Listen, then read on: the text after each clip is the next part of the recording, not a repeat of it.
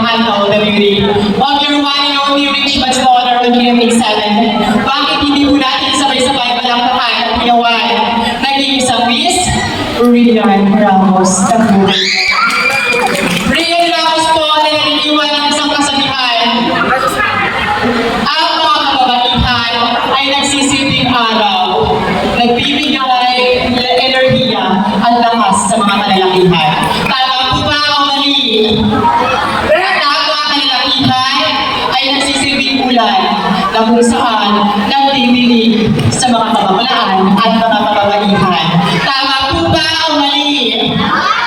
Kami pong mga bakla